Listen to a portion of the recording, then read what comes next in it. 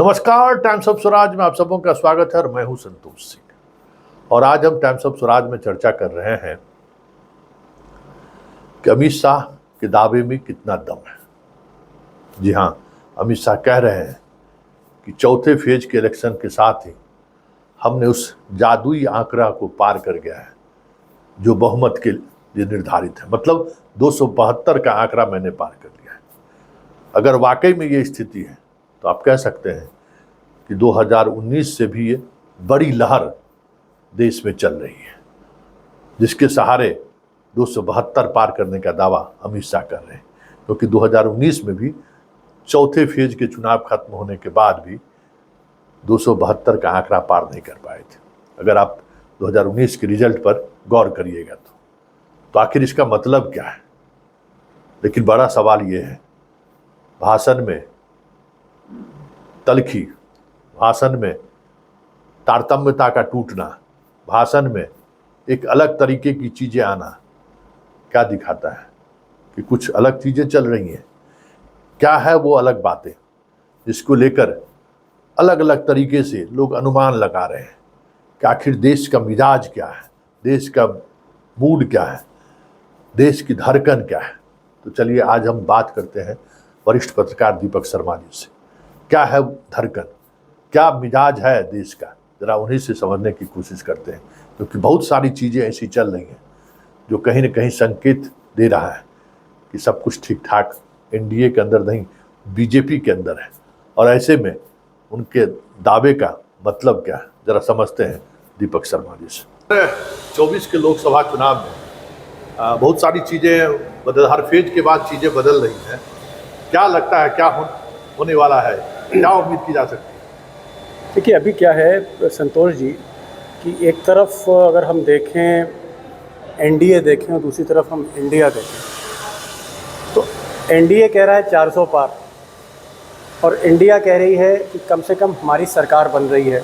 अब ये जो एक दो तरह का वर्जन आ रहा है, कुछ लोग कह रहे हैं कि बीजेपी 220 और कुछ लोग कह रहे हैं कि बीजेपी 320।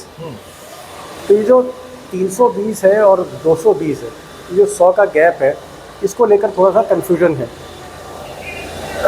वैसे आपको क्या लगता है, आप लगातार लोगों से बात कर रहे हैं, बहुत सारी चीज़ें जैसे अमित शाह का बॉडी लैंग्वेज, भाषण में जो बदलाव हो रहा है, अब उस जिस तरीके से मंगलसूत्र बहस अब सीधे सीधे तौर पे भारत पाकिस्तान पे आ गए। आज भी मोदी का भाषण उसी अंदाज में है। जो कॉमनल पुट है उसको बराबर वो चाह रहे हैं वो हिट, लेकिन वो हिट नहीं हो रहा है। देखिए, मोदी जी कंफ्यूज तो लगते हैं, ये तो बात सही है। कन्फ्यूजन ये है कि 10 दिन पहले वो कहते हैं कि जो सारी संपत्ति है वो हिंदुओं से लेकर मुस्लिम्स को दे दी जाएगी और कांग्रेस अगर पावर में आती है, और 2 दिन पहले वो रूबिका लियाकत को कहते हैं कि नहीं साहब, मैं तो कभी भी जीवन भर मैं कभी हिंदू मुस्लिम कर ही नहीं सकता हूँ। जिस दिन मैं हिंदू मुस्लिम करूँगा तो मैं सार्वजनिक जीवन से मतलब संन्यास ले लूँगा। अब ये जो कॉन्ट्रडिक्शन है कि एक तरफ आप हिंदू मुस्लिम पर फोकस कर रहे हैं, इस चुनाव को आप कम्युनल पोलराइजेशन की तरफ ले जाना चाहते हैं, और दूसरी तरफ आप बार बार सफाई दे रहे हैं कि आपके सेकुलर क्रेडेंशियल्स हैं। तो ये दोनों चीज़ें एक साथ नहीं चलती थी। धर्मनिरपेक्षता और सांप्रदायिकता, ये दो अलग आप मंच हैं, प्लेटफॉर्म है। मोदी जी दोनों को मर्ज करना चाहते हैं अपनी सूटेबिलिटी के हिसाब से। तो मुझे लगता है कि मोदी जी कहीं ना कहीं थोड़ा बहुत मैं कह सकता हूँ कि कन्फ्यूजन के स्टेट में है, भटक रहे हैं, और वो एक डेस्परेशन है उनका, डेस्परेट है वो। ऐसा आपको भी लगता है कि वो डेस्परेट है? जी, मुझे लगता है कि डेस्परेट है वो। और कैसे उनके नंबर्स आएंगे इस बार, क्योंकि जो पोलिंग परसेंटेज है वो काफ़ी कम है, और वो जो पोलिंग परसेंटेज कम हो रहा है इसको लेकर अमित शाह ने खुद एक इंटरव्यू में कहा कि पहला फेज़ का जब प्रतिशत कम हुआ तो हम थोड़े चिंतित थे। हालांकि बाद में उन्होंने फिर 400 पार पर वो आ गए। लेकिन ये चुनाव कहीं ना कहीं अभी भी ये फंसा हुआ चुनाव है, और ये जो आखिरी 3 फेज़ हैं जिसमें तकरीबन 150 से ज़्यादा सीटें हैं, उसमें देखना पड़ेगा कि बीजेपी कितना रिकवर करती, कितना सीटें रिटेन करती है। अच्छा, एक और बातें यहाँ पटना से दिल्ली तक में सुनने को आ रही है। जैसे पटना में भी लोग बोलते हैं कि नीतीश से हमें कोई बैर नहीं है, लेकिन मोदी तुझे खैर नहीं है। यूपी में भी योगी और मोदी को लेकर यही बातें कही जा रही है जी। उनके वोटर में भी कुछ चीज़ें ऐसी चल रही है कि मोदी अगर मजबूत हुआ तो फिर दोनों नहीं रहेंगे। मतलब क्या ये चीज़ें दिल्ली के मीडिया सर्किल में भी ये चीज़ें चल रही हैं? देखिए, ये तो मोदी जी का जो स्टाइल ऑफ पॉलिटिक्स है उसका ये एक, मैं कहूँगा कि एक उसका हिस्सा है कि जिसका साथ लेते हैं उसको ख़त्म कर देते हैं। मिसाल के तौर पर अगर आप देखें, उद्धव ठाकरे उनके एलाइज थे, उन्हीं को ख़त्म कर दिया। अब आप अकाली दल देखें या आप बाकी उनके पार्टनर देखें, जेडीयू को भी डीसी कर दिया था उन्होंने।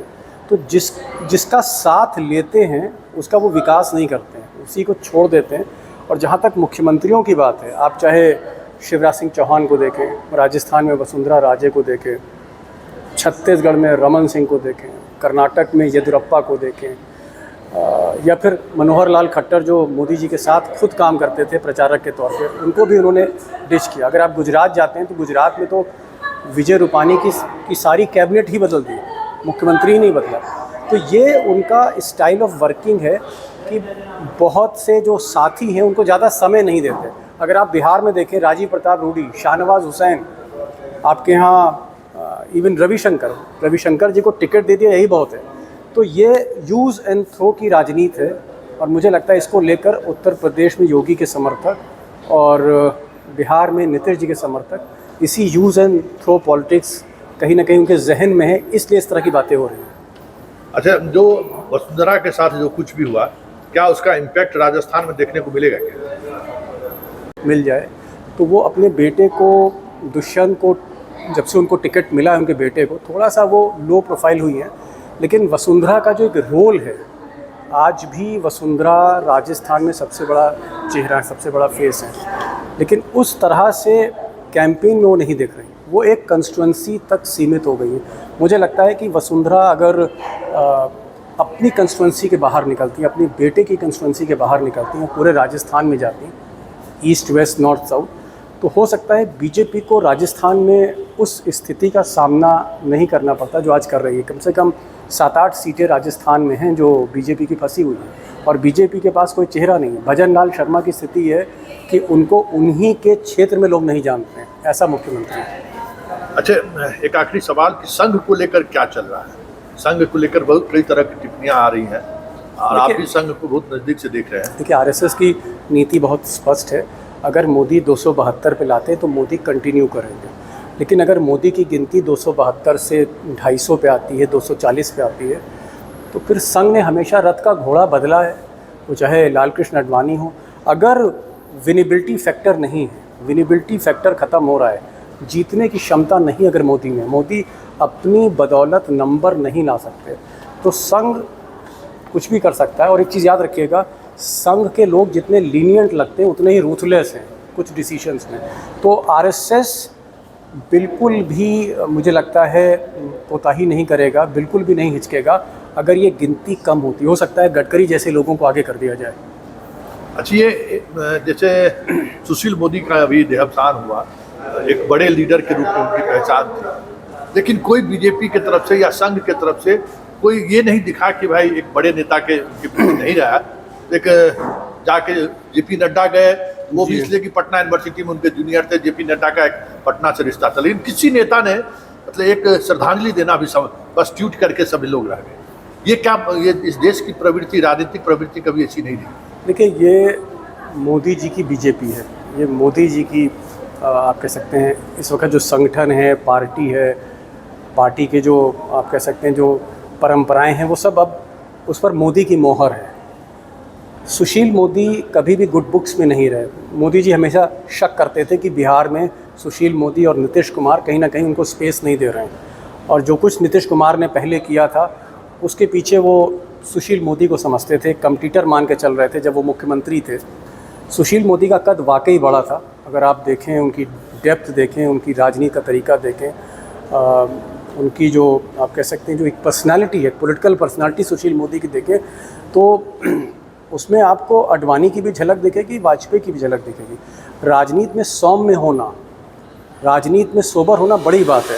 तो सुशील मोदी क्योंकि गुड बुक्स में मोदी के नहीं थे, और जो गुड बुक्स में नहीं होता है उसके गम और खुशी में भाजपा के बाकी लोग शिरकत नहीं करते हैं, जो मोदी की लॉबी है, जो मोदी की कोटरी है। तो आपने सुना क्या कह रहे हैं दीपक शर्मा जी, और क्या अंदाज है, तर्क क्या है।